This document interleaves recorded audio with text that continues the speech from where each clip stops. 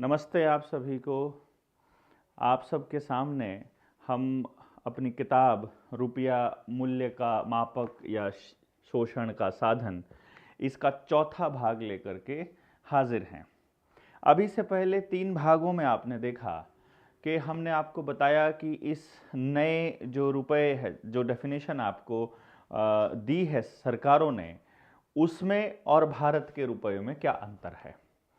भारत का रुपया क्या है, रुपये का सिद्धांत क्या है, रुपये का मानक क्या है और रुपया किसे कहते हैं, यहाँ तक आप समझ चुके हैं। यदि आप पिछली 3 वीडियोस को जानना चाहते हैं तो नीडर इंडिया चैनल पर एक प्लेलिस्ट है जिसमें हमने सारे भाग क्रमशः दिए हुए हैं, जिसका शीर्षक भी यही है जो किताब का है, रुपया मूल्य का मापक या शोषण का साधन। आज हम पेज नंबर 23 से शुरू करेंगे, 23 नंबर पेज से शुरू करेंगे और हमारा शीर्षक रहेगा कूटकरण का इतिहास। कूटकरण को समझना बड़ा जरूरी है। कूटकरण मतलब डीवैल्यूएशन, किसी भी चीज की वैल्यू को कम कर देना। रेगुलेशन एवं एक्ट द्वारा शोषण और लूटपाट। यानी इसको समझना क्यों जरूरी है कि अंग्रेजों ने हमारे साथ जो भी किया, जितना भी शोषण किया, अत्याचार किया, वो सब कानून के हिसाब से किया। अंग्रेज बड़े समझदार लोग थे इस मामले में, क्योंकि वो कानून की भाषा समझते थे, जिसे हम सी लॉ कहते हैं, जिसे हम समुद्र का कानून कहते हैं। क्योंकि जो लोग हमारे ऊपर अत्याचार कर रहे हैं ये असल में पुराने वो पायरेट्स हैं, जो समुद्री लुटेरे हैं, जो समुद्र के रास्ते आने वाले लोगों को लूट लिया करते थे, ये वो लोग हैं। तो इन्होंने जितने भी कानून बना रखे हैं ये सी लॉज हैं जो हमारे ऊपर थोपे हुए हैं। हम जो भारत के लोग हैं, खास तौर पे जो दक्षिण एशिया का जो सारा भाग है, यानी जिसको हम अखंड भारत का नाम देते हैं, जिसमें अफगानिस्तान भी आता है, नेपाल, भूटान, श्रीलंका, बांग्लादेश, ये सब देश जो हैं ये इसी का पार्ट बनते हैं। ये लोग वो थे जो कुदरत के कानून को मानते थे, और कुदरत के कानून को जब उन्होंने रक्षा करनी चाहिए तो अंग्रेजों ने बड़ा स्मार्ट खेल खेला कि हम जो कानून आपको बता रहे हैं या जो हम रेगुलेशन हम आपको दे रहे हैं, ये रेगुलेशंस नेचुरल जस्टिस को कभी भी डिनाई नहीं करेगी। इसीलिए कानून की किताबों में जब पढ़ाया जाता है तो सबसे पहले यही बताया जाता है कि नेचुरल जस्टिस विल प्रिवेल। फिर आपको वकीलों को, जजेस को, लॉ की जब पढ़ाई जाएगी, क्योंकि ब्रेन वॉश किया जाना बड़ा जरूरी है उन लोगों का जो लोग निर्णय देने वाले हैं, चाहे कोई पुलिस में काम करता हो, चाहे कोई प्रशासन में काम करता हो, कलेक्टर हो या फिर कोई वकील हो या जज हो। इन सब लोगों को जो कानून पढ़ाया जाता है तो उसमें बड़ा स्पष्ट तौर पे ये समझाया जाता है कि पहले कोई कोडिंग नहीं होती थी, हमको हर कानून को पहले कोडिंग करना जरूरी है ताकि किसी के साथ भी अन्याय ना हो। अब जब हम कुदरत के कानून को मानते हैं और इनके लिखित कानून को नहीं मानते हैं, तब तो पूरे समाज में किसी के ऊपर अत्याचार नहीं होता है और किसी का शोषण नहीं होता है। कुछ ऐसे मामले छोड़ दीजिए जहां कोई व्यक्तिगत कोई इतना घटिया आदमी निकल आता है या कोई इतना घटिया राजा, कोई व्यक्ति ऐसा निकल आता है, तब ऐसे उदाहरणों को छोड़ दीजिए। ज्यादातर समाज में हम देखेंगे कि न्याय हो रहा है। परंतु जब कहानी इनके कानून की आती है, इनके संविधान की आती है, इनके आईपीसी की आती है या बीएनएस की आती है, तो आप देखेंगे कि ज्यादातर लोगों के साथ न्याय नहीं हो रहा है। इसलिए इन कानूनों को समझना जरूरी है। आपकी कंसेंट के बिना कोई भी कानून आपके ऊपर लागू नहीं हो सकता, और ये आपको मालूम नहीं है। इसलिए ये लोग क्या करते हैं कि कानून पास करते हैं उस वक्त जब कुछ और चल रहा होता है देश के अंदर। यानी किसी देश में दंगे चल रहे हैं, इधर टेलीविजन के ऊपर दंगे मुख्य रूप में चलाए जाते हैं और कई कानून पास हुआ तो वो नीचे पट्टी आ जाएगी या उसके बारे में एक छोटी खबर आ जाएगी। डिबेट दंगों पर होगी और कानून पीछे से बना लिए जाते हैं। जब तक आप उस बनाए हुए कानून का विरोध नहीं करते हैं तब तक वो कानून आपके ऊपर लागू होता रहेगा। यानी जब वो कानून का आप विरोध करेंगे तो ही वो कानून आपके लिए मान्य नहीं है। यानी आप अपनी कंसेंट वापस ले रहे हो, अपनी स्वीकृति अपनी वापस ले रहे हो। इसी तरह से रुपए को लेकर के जब उनको लूट करनी थी तो उन्होंने सबसे पहले जो सैद्धांतिक रुपया था उसको पहले उन्होंने लिखित रूप दिया हुआ जो शेरशाह सूरी का था उसको एज इट इज अपना लिया, ज्यों का त्यों। तो भारत के लोगों को कोई दिक्कत नहीं हुई।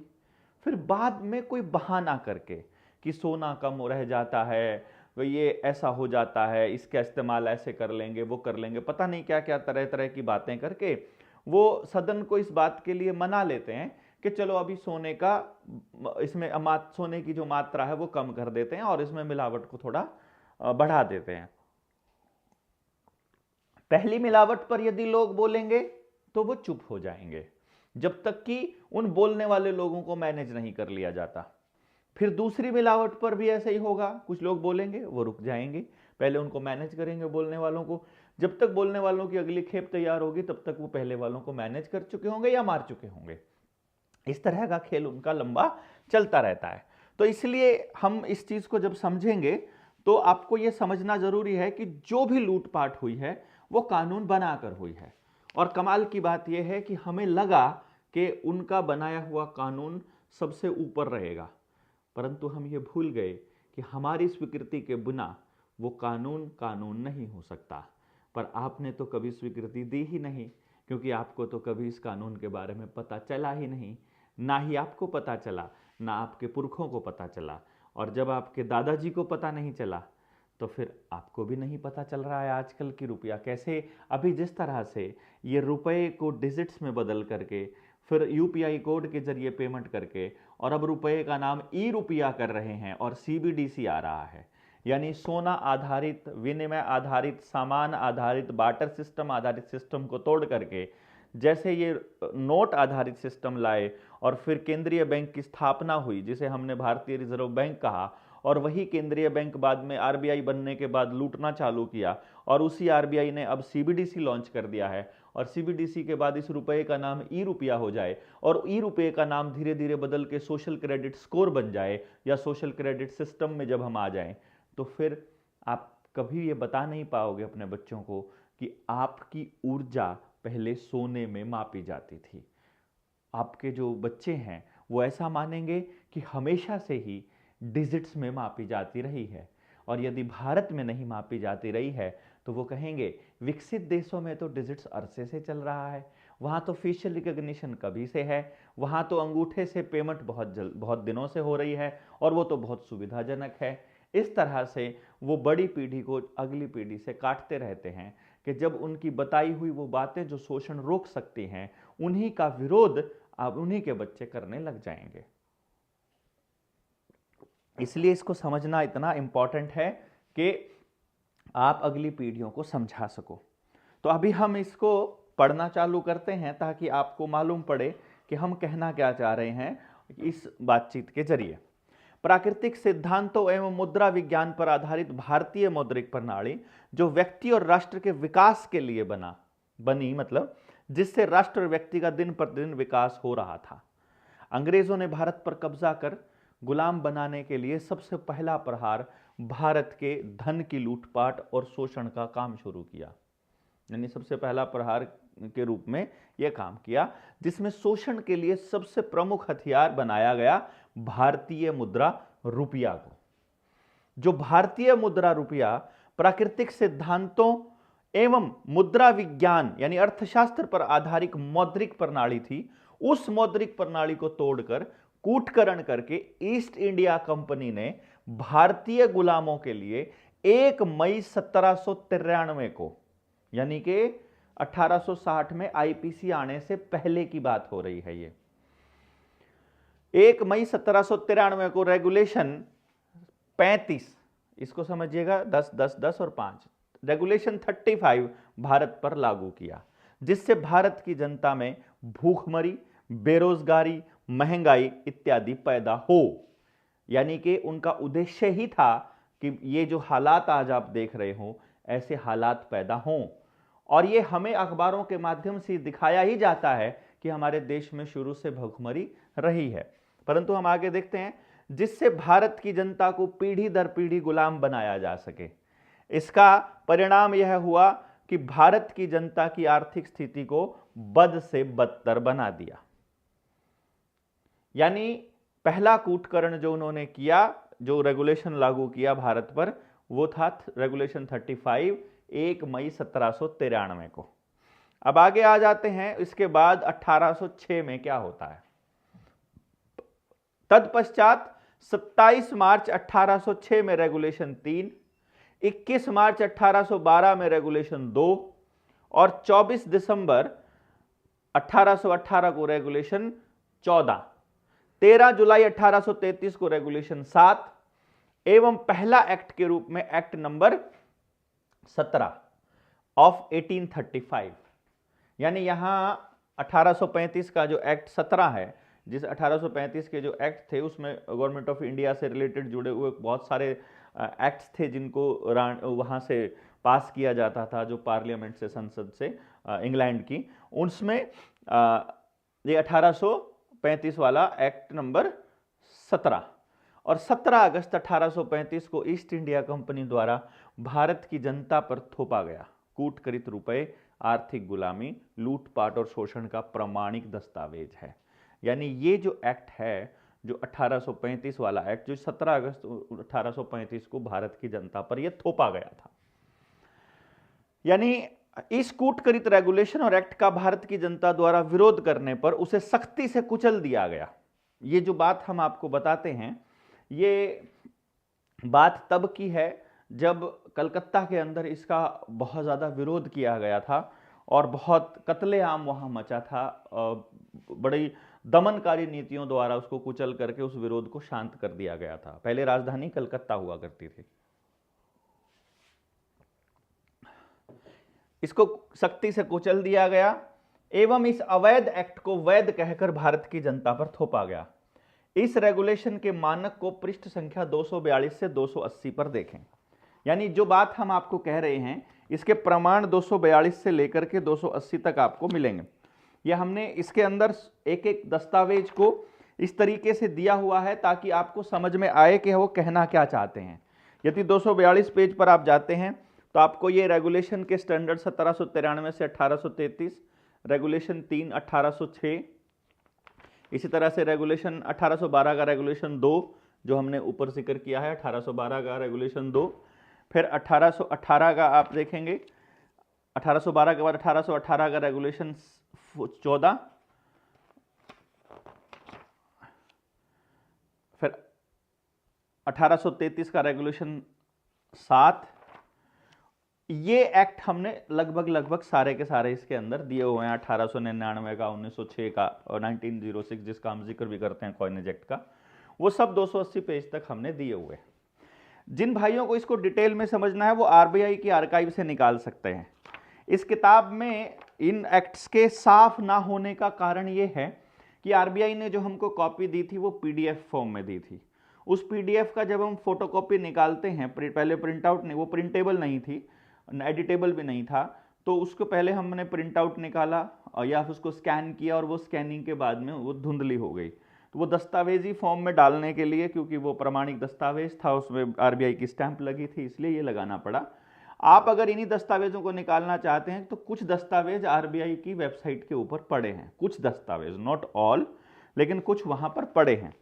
कुछ हैं जो अपने पास सिर्फ यहाँ पर हैं, वो अपनी डिजिटल इस प्रिंट में, डिजिटल कॉपी में मिल जाएंगे और आने वाले टाइम में उन सारे दस्तावेजों को एक जगह संकलित करके हम एक आपको क्यूआर कोड दे देंगे जहां से उन दस्तावेजों को डाउनलोड किया जा सकेगा। जैसे ही हमारी पीआईएल हाई कोर्ट या सुप्रीम कोर्ट में जब लगती है, उसके बाद वहां पेश करने के बाद कोर्ट में जैसे ही हमारा केस दाखिल होता है, वो दस्तावेज हम पब्लिक के लिए ओपन कर देंगे जो अलग से स्पेशल मिले हुए हैं अकेले किसी पर्सन को।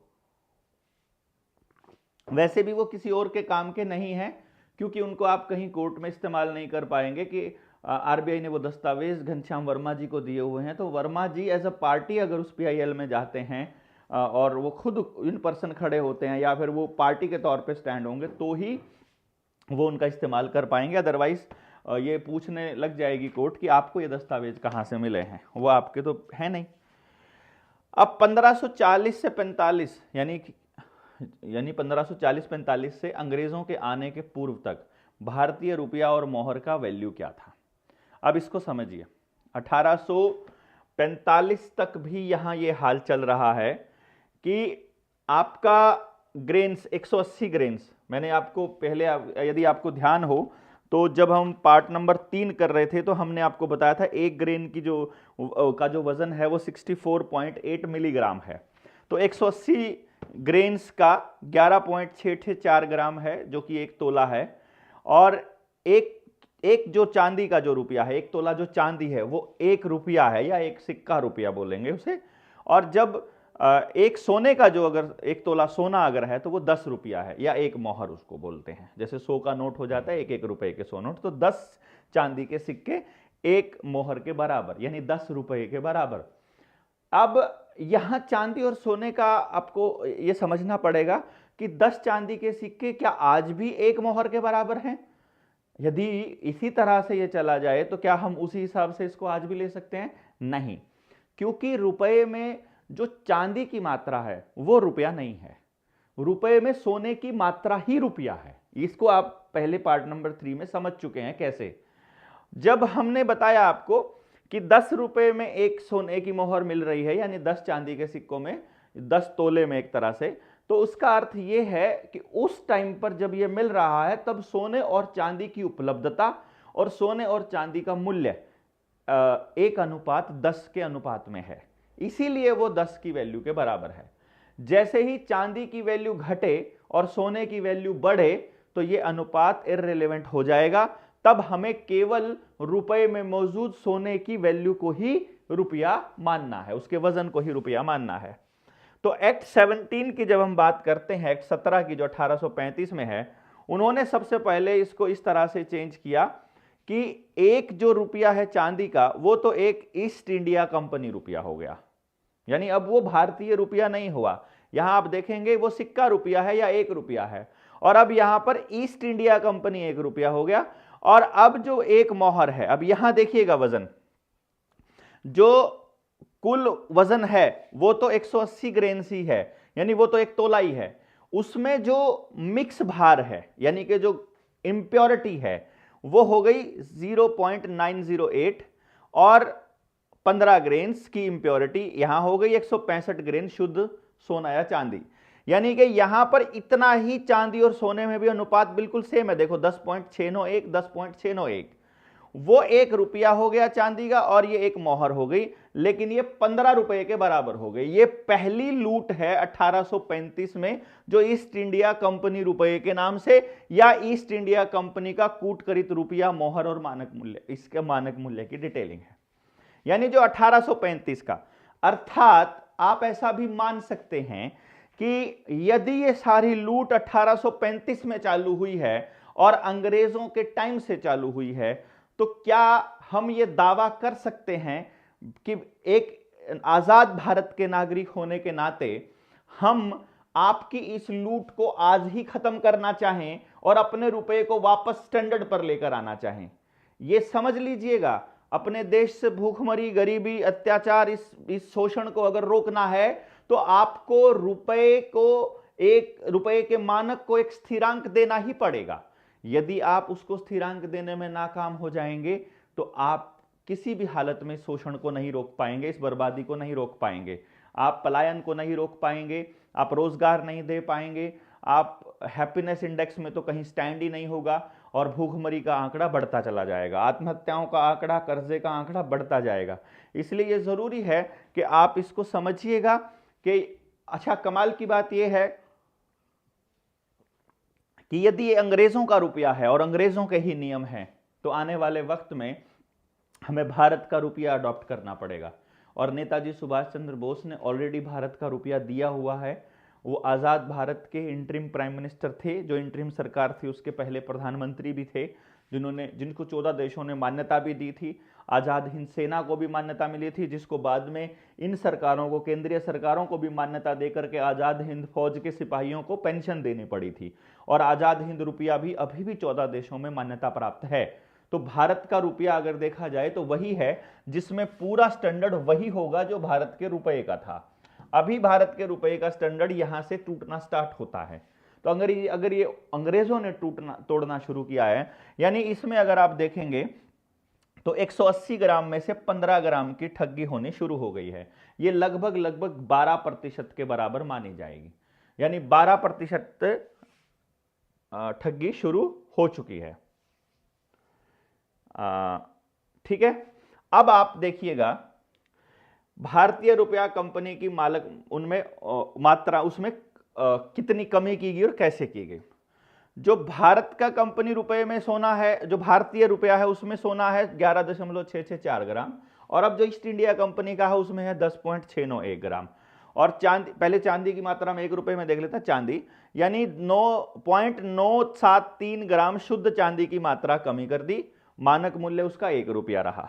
ठीक है, भारतीय मोहर में सोने की मात्रा में कमी किस तरह से की गई, उसमें सोने की ही 0.973 उतना ही शुद्ध सोने की मानक मात्रा कम कर दी गई, और साथ में रुपए का मानक मूल्य 10 रुपए से बढ़ा करके 15 रुपया या प्रति मोहर हो गया, यानी एक मोहर अब 15 रुपए की हो गई। अब इससे क्या हुआ, इस प्रकार भारतीय रुपए का कूटकरण करके चांदी का भारतीय रुपया जो शुद्ध चांदी का था उसमें 15 ग्रेन्स यानी कि जो 0.973 ग्राम अन्य धातु की मिलावट कर दी गई, लेकिन फिर भी इसका मूल्य 1 रुपया ही रखा गया। समझिएगा, जब मार्केट में लोगों को यह पता है कि अब जो नया रुपया आ रहा है उसमें चांदी उतनी नहीं है, तो जो सामान है वो उतना ही कैसे मिल सकता है उसे 1 रुपये में, जब उसका कोई स्टैंडर्ड ही नहीं है। तो इसलिए दुकानदार अब ये कहेगा कि अब 1 रुपये से काम नहीं चलेगा बाबूजी, अब हमको 1.25 रुपया लगेगा आपको, क्योंकि जितनी चांदी की मात्रा कम हो गई है तो अब आपको 1.25 रुपया देना पड़ेगा। अर्थात वो चीज महंगी होनी शुरू हुई। इससे पहले कभी भी भारत में महंगाई नहीं आई। अब ये समझ लीजिएगा कि आपकी महंगाई का असली कारण रुपए का मानक ना होना है या रुपए के मानक का कूटकरण है। इस तरह से आप समझिएगा कि जैसे जैसे कूटकरण होता जाएगा वैसे वैसे उस रुपए में सोने और चांदी की मात्रा कम होती जाएगी। उसी तरह से दुकानदार को अब उसी चीज के लिए ज्यादा रुपयों की जरूरत पड़ेगी, क्योंकि उसमें धातु जितनी उनको चाहिए वो उसमें नहीं है। अब 1 रुपया ही रखा गया तथा भारतीय मोहर जो शुद्ध सोने का था उसमें 15 ग्रेन्स या इतने 0.973 ग्राम सोना घटाकर अन्य धातु की मिलावट की गई, और मोहर का मूल्य जो कि पहले 10 रुपए था अब उसे 15 रुपए कर दिया गया। 1/3 लूट इसी टाइम हो रही है, भारत के सोने की 1/3 लूट। जो हम एग्जाम्पल आपको बताते हैं कि मान लीजिए आपने आपके घर में 300 रुपए रखे हैं चांदी के, पहले उसमें अगर सोना लेने जाते हो, जिस टाइम पे ये कूटकरण नहीं हुआ है, सोने और चांदी की मात्रा में मिलावट की गई, ये अलग इशू है। पहले उसकी वैल्यू को ही आप देख लीजिए कि 300 रुपए अगर चांदी के रखे हैं, उसमें जब आप सोना लेने जाते हो, जिस वक्त वो 10 रुपया है भारतीय रुपया, जब 10 रुपया एक मोहर है, तो 300 रुपए में 30 तोले सोना मिलता है आपको। अब जैसे ही ये नियम लागू होता है, मान लीजिए एक रात पहले जैसे नोटबंदी हुई थी, मैं आपको बताता हूं कि नोटबंदी से पहले किसी के पास 10 लाख रुपया रखा है, उसने 10 लाख का सोना खरीद लिया, 10 लाख के घोड़े खरीद लिए, 10 लाख की जमीन खरीद ली, 10 लाख के भैंस खरीद ली, 10 लाख की गायें खरीद ली, 10 लाख का उसने कुछ भी खरीद लिया, वो उसके पास सुरक्षित रखा है धन के रूप में। लेकिन किसी के पास 10 रुपए के नोट हैं, तो वो आकर के प्रधानमंत्री कहता है कि भाई कल से ये नोट जो है रात 12 बजे से ये रद्दी का टुकड़ा हो जाएंगे। इसका मतलब वो नोट रद्दी का टुकड़ा ही था, तभी रद्दी का टुकड़ा ही रद्दी के टुकड़े के बराबर रखा जा सकता है। अगर वो सोने या चांदी के होते, धातु के होते, फिर थोड़ी ना रखा जा सकता था। इसी तरह से मान लीजिए ये कानून बनने की एक रात पहले किसी के पास 300 रुपए रखे हैं, 2 बंदों के पास रखे हैं। एक बंदा क्या करता है, एक रात पहले जाता है बैंक में और उस 300 चांदी के सिक्कों को दे करके 30 तोले सोना ले आता है। अगले दिन यह कानून पास होकर के आपके ऊपर थोप दिया जाता है, 1835 का एक्ट 17 थोप दिया गया भारत के ऊपर। और जब इससे नेक्स्ट डे कोई आदमी 300 रुपए लेकर के जाएगा, अब 15 रुपए की एक मोहर है, तो अब उस 300 रुपए में 20 तोले सोना आएगा, यानी 10 तोले सोना खड़े खड़े एक कागज का टुकड़ा पास करके आपका लूट लिया गया। और ये एक आदमी का नहीं लूट लिया गया, जितने लोगों के पास चांदी के सिक्के रखे थे सबका लूट लिया गया। जिनके पास कागज के नोट रखे थे वो सबका लूट लिया गया। जिसके पास बैंक अकाउंट में पैसा रखा था, उस वक्त बैंक अकाउंट वगैरह नाम की कोई चीज नहीं है, लेकिन मैं आज के संदर्भ में आपको बता रहा हूं कि उस वक्त सबका लूट लिया गया। लेकिन जिसके पास सोना रखा था उसको कृत्ति भर फर्क नहीं पड़ रहा है कि बाहर कूटकरण कितना हो रहा है, क्योंकि असल में सोने की मात्रा ही रुपया है। तो जितना सोना रखा है उसके पास वो सोना उतना रखा है, वो ऊर्जा उसकी कहीं नहीं गई है। इसको आपको समझना है। तो जब हम यहां कह रहे हैं उसमें भी भारतीय मोहर रखा गया, भारतीय मोहर जो शुद्ध सोने का था उसमें भी 0.7973 ग्राम सोना घटा करके अन्य धातु की मिलावट की गई और मोहर के मूल्य जो 10 रुपए था उसे 15 रुपए कर दिया गया, जिससे भारतीयों का भीषण शोषण का दौर शुरू हुआ। जैसे कोई व्यापारी 500 ग्राम के बट्टे को 1 किलो का बट्टा बना करके उस बाट पर 1 किलो की मोहर लगाकर अपना माल उस अवैध किलोग्राम से वस्तु बेचना शुरू कर दे, तो हर ग्राहक की दोहरा शोषण होगा। पहला कि जो वस्तु खरीदेगा उसकी मात्रा में 500 ग्राम वस्तु कम पाएगा, और दूसरा शोषण है कि उस वस्तु की कीमत देगा जो 500 ग्राम की अधिक कीमत देगा। यानी कि वस्तु भी कम पा रहा है और कीमत भी अधिक दे रहा है। अब आप इसको दोनों तरफ से समझ सके हैं कि यहां तक कि ये जो कूटकरण था इसको आप ऐसे समझ सकते हो कि जैसे पहले कोई बनिया कोई लुटेरा दुकानदार ऐसा होता था, सामान गांव में देने आता था, अपनी तराजू तखड़ी के नीचे छोटा सा चुंबक चिपका देता था, जिससे सामान लेने वाले के साथ में ठगी होती थी। और कई राजा ऐसे भी रहे हैं भूतकाल में जिन्होंने अपने राज्य में सिद्धांत के साथ मानक के साथ छेड़छाड़ करने वाले व्यक्ति को फांसी की सजा के बराबर भी माना है कि ये इतना जघन्य अपराध है कि जिसमें पूरे देश के साथ लूटपाट हो रही है। तो यहां से हमारी लूटपाट का दौर शुरू होता है। ठीक इसी प्रकार भारतीयों के शोषण का दौर शुरू हुआ, जिससे कृषि, उद्योग और व्यवसाय नष्ट होते चले गए। भारत का विकास दर गिरता चला गया। भारत को गरीबी, बेरोजगारी, भूखमरी और मुद्रा संकट आदि में फंसा दिया गया। इस तरह भारतीय मौद्रिक प्रणाली जो सैद्धांतिक था उसे इन विदेशियों ने कूटकरण करके शोषण हेतु भारतीय गुलामों के लिए मनमाना मानक मूल्य का निर्धारण किया, जिससे इन गुलामों को पीढ़ी दर पीढ़ी आर्थिक गुलाम बनाकर रखा जा सके। आर्थिक आजादी ही असली आजादी है, इस बात को हमेशा ध्यान रखिएगा। यदि आप अपने सामान का उत्पादन खुद से नहीं कर सकते हो और उसको बेचने की आपके पास प्रक्रिया आपकी मर्जी की नहीं है, तो समझ लीजिएगा आप गुलाम हैं। और आजकल रेडी पटरी वाले को ले लीजिए, किसान को ले लीजिए या किसी दुकानदार को ले लीजिए, बिना सर्टिफिकेट लिए, बिना जीएसटी नंबर लिए, बिना इस तरह का किए ये लूटपाट इतनी जबरदस्त चल रही है कि आप अपनी मर्जी से कुछ भी नहीं कर पा रहे हैं। तो यदि स्पष्ट भाषा में आपसे बात की जाए तो आज हम इतने गुलाम हो चुके हैं, शायद उस वक्त हम इतने गुलाम नहीं थे जब पंचायती राज अभी जीवित था। और कमाल की बात यह है कि ये सारी की सारी चीजें जितनी भी लग रही हैं, लागू हो रही हैं, ये सब शहर में लागू हो रही हैं। गांव अभी इस वक्त तक भी आजाद है, क्योंकि गांव में रुपया तो आजादी के भी बहुत दिनों के बाद आया है। उससे पहले तक भी लेन देन या तो गोल्ड में और चांदी में ही होता था, या फिर सामान का सामान के साथ ही होता था। मैंने अपने गांव में लगभग सारे काम अनाज के बदले, घास के बदले, तूड़ी के बदले होते देखे हैं। तो वो उस पर हम बाद में आएंगे, पहले हम इसको समझ लें। अर्थशास्त्र के परिमाण सिद्धांत के अनुसार मुद्रा की मानक मात्रा जिस अनुपात में कमी या वृद्धि की जाएगी, उसी अनुपात में सामान्य कीमत स्तर में वृद्धि या कमी हो जाएगी। यानी कि मानक मात्रा को कम कर देंगे तो कीमतें बढ़ जाएंगी, मानक मात्रा को बढ़ा देंगे तो कीमतें घट जाएंगी। इसका यह मतलब है, यानी कि यदि आज भी आपको महंगाई से पार पाना है तो आपको रुपए की मानक मात्रा को बढ़ा देना है। जो आज जीरो हुई पड़ी है उसको बढ़ा दो, महंगाई अपने आप कम हो जाएगी।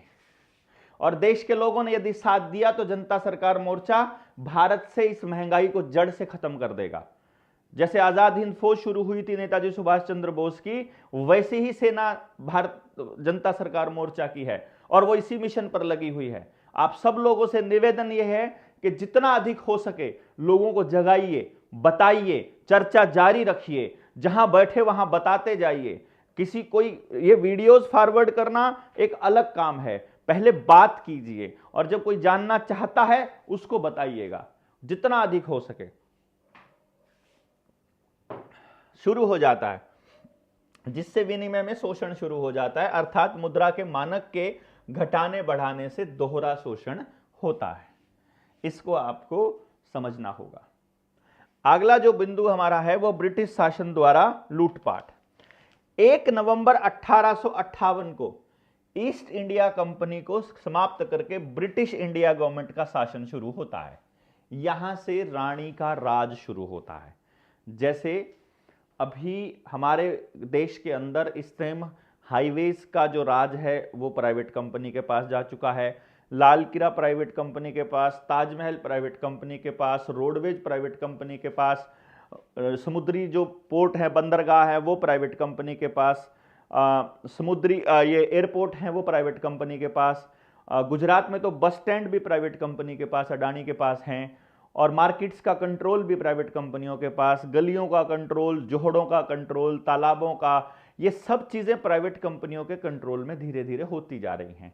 हो सकता है आने वाले समय में जंगलों का कंट्रोल भी प्राइवेट कंपनियों के पास जाने लग जाए, जैसा कि अभी अभी हसदेव जैसे जंगल काटे जा रहे हैं बड़े स्तर पर।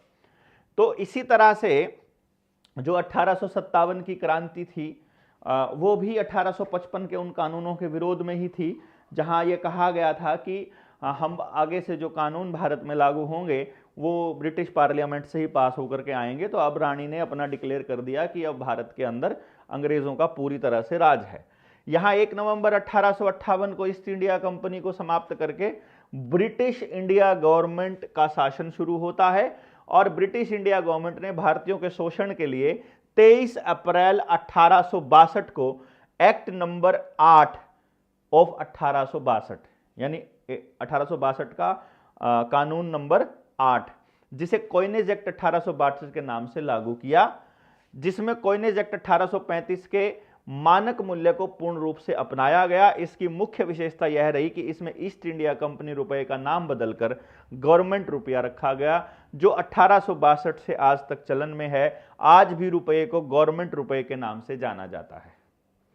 अब इस दो चीजें यहां से निकल करके आती हैं। जैसे मैंने आपको बताया कि जब शेरशाह सूरी ने जो मानक बनाया था वो था जो हमारे पुरखे अपना रहे थे, उन्होंने उसी को लिखित रूप दे दिया।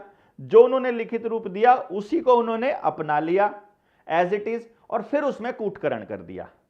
अब जब ये नाम बदलने जा रहे हैं, यानी कि शेरशाह सूरी से अंग्रेज अपने ईस्ट इंडिया कंपनी अपने नाम कर रही है, तो ईस्ट इंडिया कंपनी के रुपए से अब रुपया गवर्नमेंट रुपया आ रहा है। तो वो कह रहे हैं कि जो मानक 1835 वाले उस एक्ट में किया गया था वही एक्ट हम चालू कर देते हैं, और कोई भी चीज इसमें नहीं बदल रहे हैं, बस सिर्फ उसका नाम बदल रहे हैं। जैसे अभी शहरों के नाम बदले गए थे, पहले नाम बदले जाते हैं फिर दूसरे प्रपंच चालू होते हैं। तो ईस्ट इंडिया कंपनी रुपया नाम बदलकर गवर्नमेंट रुपया रख दिया, और आज भी गवर्नमेंट रुपये के नाम से जाना जाता है। अब आप ये आरटीआई के जरिए किसी से पूछ सकते हो, आरबीआई से पूछ सकते हो कि क्या आज के रुपये को गवर्नमेंट रुपया कहा जाता है या भारतीय रुपया कहा जाता है। बस आप केवल ये सवाल पूछ लीजिए कि ये भारत का रुपया है या गवर्नमेंट रुपया है। अगर ये गवर्नमेंट रुपया है तो इसका मतलब ये 1862 के कॉइनेज एक्ट से लिया गया है, और 1862 में भारत का राज नहीं है अगर इन दस्तावेजों की बात मानी जाए। तो इसका अर्थ यह हुआ कि यदि सरकार ये कहती है या आपके फाइनेंस डिपार्टमेंट कहता है कि हाँ जो रुपया आपको दिया गया है वो गवर्नमेंट रुपया है, तो इसका मतलब ये ब्रिटिश गवर्नमेंट रुपया है। अगर ये ब्रिटिश गवर्नमेंट रुपया है तो फिर भारत सॉवरन कैसे हो गया, फिर भारत की संप्रभुता का क्या हुआ। तब आपको संविधान का आर्टिकल 51 याद आना चाहिए कि जो भी ऐसा काम जिसमें भारत की सॉवरनिटी यानी उसकी संप्रभुता के ऊपर उंगली उठ रही है या उसकी संप्रभुता को ठेस पहुंचती है या नुकसान पहुंचती है, तो हर भारतीय का यह कर्तव्य है, मौलिक कर्तव्य। अब मैं मौलिक अधिकारों की बात नहीं कर रहा हूं, यह मौलिक कर्तव्य है कि उस गलत हो रही चीज का विरोध किया जाए और पुरजोर विरोध किया जाए, और भारत के रुपये को दोबारा लागू करने के लिए मांग उठाई जाए, ना कि गवर्नमेंट रुपया अपना करके अंग्रेजों के शासन को अपने ऊपर मान लिया जाए, लाद लिया जाए। 4 अप्रैल 1870 को जो मुद्रा ब्रिटेन की थी उस मुद्रा को एक्ट नंबर 18 ऑफ 1870, जो कॉइनेज एक्ट 1870 के नाम से जाना जाता है, भारत पर लागू किया गया। यानी अब ब्रिटेन की मुद्रा को हमारे ऊपर लागू कर दिया गया। ब्रिटिश सरकार ने सरकारी लेन देन ब्रिटिश मुद्रा सीलिंग एवं सॉवरेंज से करने लगी। किसानों का लगान भी स्वर्ण मुद्रा के रूप में देने को विवश कर दिया गया।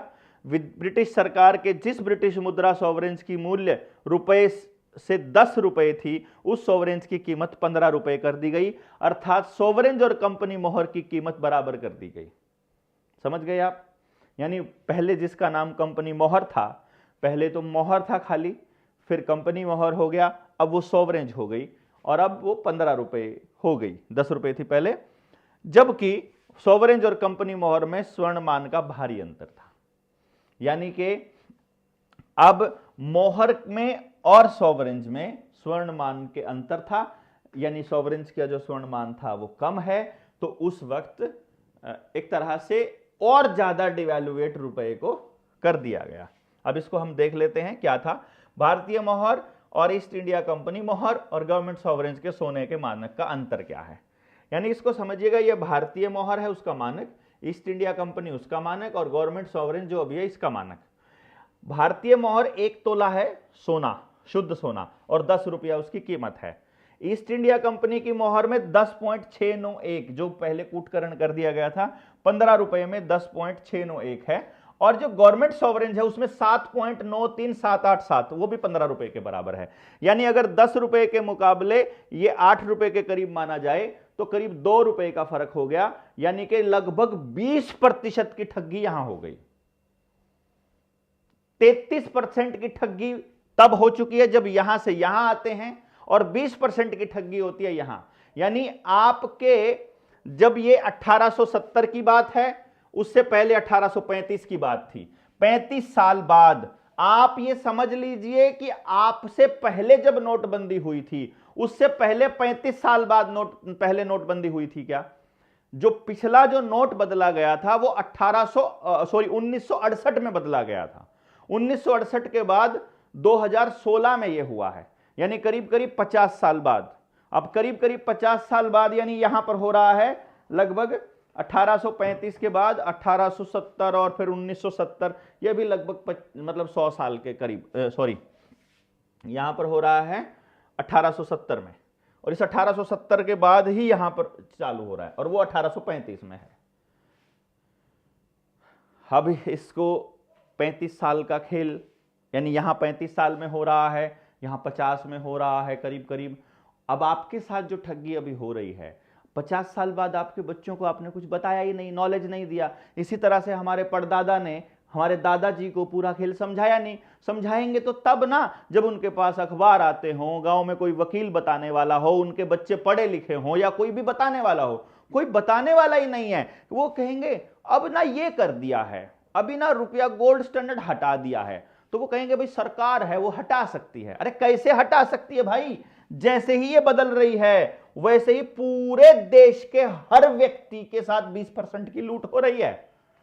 20% सोना यहां से खाया जा रहा है। यदि आप ये बात नहीं समझ रहे हैं तो फिर मैं क्या ही कहूं भाई। यदि आप ये समझ रहे हैं तो ये रुपया वापस लेना बनता है, और अगर ये वापस नहीं देते हैं तो यदि लेन देन भी बंद कर देंगे, आपको अंतरराष्ट्रीय संबंध, विश्व व्यापक जो पूरे विश्व की अर्थव्यवस्था, ग्लोबलाइजेशन, प्राइवेटाइजेशन, एलपीजी था ना, लिबरलाइजेशन, ये वैश्वीकरण, ऐसे मीठे मीठे शब्दों में उलझा करके भारत को लूटा जा रहा है। यानी ये खाली अगर भारत विदेशों से ट्रेड बंद कर दे और अपनी जरूरतें अपने यहां भी सर्कुलेट करना चालू कर दे तो भी बर्बादी से बच सकता है। लेकिन ये सारा खेल समझ का है, इस पर डिबेट चलनी चाहिए, गांव गांव चर्चा होनी चाहिए, सब लोगों को बताया जाना चाहिए कि भाई तुम्हारे साथ में ये लूट तुम्हारे पुरखों के साथ हुई, अब तुम्हारे साथ हो रही है, कल तुम्हारे बच्चों के साथ होगी, और ये हर बार बढ़ रही है। यहां पर 30%, 33% की लूट हो चुकी है, 1/3 की, यहां पर 20% की आगे हो चुकी है, और ये लूट अभी बढ़ रही है। यानी आपका सब कुछ लूट दिया जाएगा ना इस तरीके से। तो परदादा से 100 में से 30 रुपया लूट लिया, अब आगे दादा से जो है वो 20 रुपया लूट लिया, फिर आगे पापा से 20 रुपया और लूट लिया, फिर हमसे 20 रुपया और लूट लिया, बेटे के पास तो 10 ही रुपया पहुंचा ना। तो वो जो नोट हमारे दादाजी ने कमाए थे, जो सिक्के कमाए थे, वो तो आकर के जीरो बना रहे हैं ये तो इसकी वैल्यू को। तो चलिए अभी हम देखते हैं। इस तरह से भारतीय गुलामों को लूटने और शोषण करने का कीर्तिमान स्थापित करते हुए यहां पर भारतीय मोहर जो है वो 11.664 ग्राम शुद्ध सोना है। गवर्नमेंट सॉवरेज 7.937887 ग्राम शुद्ध सोना है। तो शुद्ध सोना जो लूट लिया गया है वो लगभग 4.25 ग्राम का शुद्ध सोना लूट लिया है। कितने ग्राम में से? 12 ग्राम में से। लगभग 12 ग्राम में से 4 ग्राम लूट लिया है। ये 1/3 की लूट है। अगर ये हमें समझ में आए तो शायद हम इस लड़ाई को बहुत आगे तक लेकर जाने के बारे में सोचें। अगर समझ ही नहीं आया, कंफ्यूजन बढ़ गई, फिर भैया हम कुछ नहीं कर पाएंगे। अर्थात 3.72613 ग्राम सोना प्रति मोहर 15 रुपए पर लूटपाट शोषण किया गया, जिसके परिणाम स्वरूप भारत की खेती यानी कृषि, उद्योग धंधे सब समाप्त हो गए और भारत की जनता गरीबी, बेरोजगारी, भूखमरी और मुद्रा संकट में फंसकर ब्रिटिश इंडिया गवर्नमेंट की गुलामी में फंस गई, जिसका प्रमाणिक दस्तावेज कॉइनेज एक्ट 1870, 1862 और 1835 है। यानी ये 3 दस्तावेजों का जब हमने जिक्र किया, इन्हीं दस्तावेजों की वजह से हम लोग इन चक्करों में आने लगे। इससे पहले भारत में कोई गरीबी नाम की चीज नहीं है। इसको साबित करने के लिए हमने पिछली बार भी बताया था कि रुपए के जब इस किताब के अंदर हमने वो पूरा का पूरा आंकड़ा दिया हुआ है, जिसमें हमने बताया है कि 1860 से लेकर के साल 1 से लेकर और हमारी अर्थव्यवस्था किस तरह की थी। ये जो आंकड़े हमने दिए हैं, ये सारे टॉप जो कंट्रीज हैं जिनका जिक्र किया है, भारत के विकास दर के आंकड़े, ये पेज नंबर 126 से लेकर के हमने जो ये 134 तक जो ये आंकड़े दिए हैं, इनको एक बार देखिएगा। आपकी किताब में स्पष्ट नहीं होंगे तो हम इसको बता देंगे कि पहला नंबर किसका है। जैसे जीडीपी का अगर बाय कंट्रीज जब हम देखें, दुनिया के 15 कंट्रीज में 18 जो सन 1 है, यानी ईसा के बाद का जो सन 1 जो आजकल हम 2025 में है, तो ये 2025 साल पहले जो सन 1 है, तब पहले नंबर पर इंडिया है। और पहले नंबर पर इंडिया में 51,800 मिलियन डॉलर हमारी अर्थव्यवस्था है, जीडीपी है। और उसी वक्त चाइना दूसरे नंबर पर है 42,000 मिलियन डॉलर के साथ। और इसमें इटली तीसरे नंबर पर है, टर्की चौथे नंबर पर है, फ्रांस 5वें नंबर पर है, इजिप्ट 6ठे नंबर पर है, ईरान 7वें नंबर पर है, स्पेन 8वें नंबर पर, 9वें नंबर पर मैक्सिको, 10वें नंबर पर ब्राजील, 11वें नंबर पर जर्मनी, 12वें नंबर पर बांग्लादेश, 13वें नंबर पर इंडोनेशिया और 14वें नंबर पर पाकिस्तान और 15वें नंबर पर जापान। ये पाकिस्तान जो शब्द है, उस वक्त पाकिस्तान एग्जिस्ट नहीं करता था, पर उस एरिया की बात हो रही है, वहां का आंकड़ा अलग से लिया गया है। और ये हमने वर्ल्ड इकोनॉमिक फोरम की, यूनाइटेड नेशंस की वेबसाइट्स के आंकड़े के हिसाब से ही हम आपको बता रहे हैं। यानी उन चोरों ने आपसे छुपाया कुछ नहीं है, सब कुछ ओपन में कर रहे हैं। इस पूरी की पूरी लिस्ट में जिस वक्त तक इसमें इंग्लैंड कहीं नहीं है, अमेरिका कहीं नहीं, दूर दूर तक अमेरिका का कोई नामो निशान नहीं है। वो बहुत गरीब देशों में से होते थे। वो तो इंग्लैंड तो आकर के, मैं यहां पर देख रहा हूं 1500 में भी इंग्लैंड कहीं पर नहीं आ रहा है। यूके यहां आया है 14वें नंबर पर, यूके आया है 1500 में। ईस्ट इंडिया कंपनी के भारत में पहुंचने से पहले की बात बता रहा हूं मैं आपको। 1600 में जब ईस्ट इंडिया कंपनी आ जाती है तो यूके ऊपर चला जाता है, 15, 14, 13, 12, 12वें नंबर पर चला जाता है। 14वें से 12वें नंबर पर 1600 में, अगले 100 साल के अंदर। और इसके बाद जैसे ही ये कॉइनेज एक्ट देखते हो, मैं इसी के साथ में अगर कंपैरिजन करने लगता हूं, 1800 में जो यूके है वो ऊपर से 5वें नंबर पर पहुंच चुका है। 1600 ईस्वी में ईस्ट इंडिया कंपनी आती है, यहां 1800 में, यानी 1835 आ रहा है जब ये, वो 5वें नंबर पर पहुंच गया है। और जब 1857 आता है, यानी 1862 से पहले, इस 35 वाले एक्ट का जो कूटकरण हुआ, उस कूटकरण के बाद 1857 में यूके तीसरे नंबर पर आ चुका है और भारत पहले स्थान से सरक कर दूसरे स्थान पर आ गया है। ये आप आंकड़ा देख लीजिएगा, ये मैं आपको यहां पे बता रहा हूं। उसके बाद 1870 का जो ये कूटकरण होता है, सोवरेंज वाला। इस कूटकरण के बाद 1889 यानी 1890 से एक साल पहले पहले नंबर पर चाइना हो चुका है, दूसरे नंबर पर यूएसए आ चुका है। मैं ये जो ऊपर बताना भूल गया, 1857 में तीसरे पर यूके है यानी इंग्लैंड है, और चौथे पर अमेरिका आ चुका है। यहां इंग्लैंड के जो लोग हैं यानी जो पोप का जो साम्राज्य है वो इंग्लैंड में स्थापित है और वो अमेरिका के जरिए चलता है। जैसे उनका राज्य, जैसे बिल गेट्स का राज्य भारत में दिल्ली के जरिए चल रहा है, इसको आप ऐसे समझ सकते हैं। तो वहां पर ये खेल चल रहा है। तो यूएसए और यूके ऊपर आ चुके हैं, हमको लूट लूट के। भारत का जो ये ग्राफ है ये छोटा होता जा रहा है, चाइना वहीं पर है और हम लोग छोटे होते जा रहे हैं और ये बड़े होते जा रहे हैं, यानी हमें चूस करके ये ताकतवर होते जा रहे हैं। और 1889 में, यानी ये 1857 की बात हो रही है और ये 89 की बात हो रही है, यानी मात्र 30 साल के बाद क्या हो रहा है, इस 30 साल में 32 साल में, इस 32 साल में चाइना पहले नंबर पर आ चुका है, दूसरे नंबर पर यूएस से उसके बराबर आ गया है, तीसरे नंबर पर इंडिया आ गया और चौथे नंबर पर यूके। ऐसा आते आते अब 1914 यानी हमारे आज़ाद होने की तारीख जो बताई जाती है उससे पहले 1914 में हमारे साथ क्या हो रहा है, पहले नंबर पर अमेरिका आ चुका है, दूसरे नंबर पर चाइना, तीसरे पर इंग्लैंड और चौथे पर भारत। यानी अब हमसे ज़्यादा ताकतवर अमेरिका हो चुका है क्योंकि डॉलर हो गया है, और इंग्लैंड भी हमसे ज़्यादा हो गया है। आगे तो फिर भारत आते आते तो फिर ये हो रहा है। अब यदि हमें ये दस्तावेज नहीं बता पा रहे हैं कि कूटकरण ही हमारी गरीबी का रीज़न है, असली कारण है, तो फिर हमें कौन बताएगा, हमें नहीं पता। ये जो आंकड़े हमने इसके अंदर दिए हुए हैं इनको समझना बड़ा ज़रूरी है। जो पूरी तरह से ये आंकड़े यहीं से उठाए गए हैं। ये शेड्यूल है, फर्स्ट शेड्यूल, जो पूरा का पूरा आंकड़ा ये थोड़ा सा धुंधला है इसको, यानी कि ये जो बताया गया है वो यहीं से बताया गया। वो कागज़ है अपने पास, जब हम उसको आपको लिंक देंगे तो उसमें पूरी जानकारी आ जाएगी। यानी अब 1906 का जो कॉइनेज एक्ट है, 1906 वाले कॉइनेज एक्ट की चर्चा हमें लगता है कि हम अगले सेशन में करेंगे तो बेटर रहेगा, क्योंकि एक सेशन इतना हो गया, आप इसको समझिएगा ताकि अगले सेशन को कंप्लीट आपको बताया जा सके कि ये खेल आपके साथ में कैसे खेला जा रहा है, और आपके ही लोग जिनको आप अपना रहनुमा मानते हैं वो इस पूरे खेल में आपके खिलाफ काम कर रहे हैं, चाहे आपका प्रतिनिधि हो, चाहे आपका कोई शासन आपके ऊपर कर रहा व्यक्ति हो। तो इसको वीडियो को समझिएगा और लोगों को समझाइएगा, अधिक से अधिक लोगों को जोड़िएगा ताकि हम इसको अच्छे से लोगों को समझा सकें और आज़ाद हो सकें।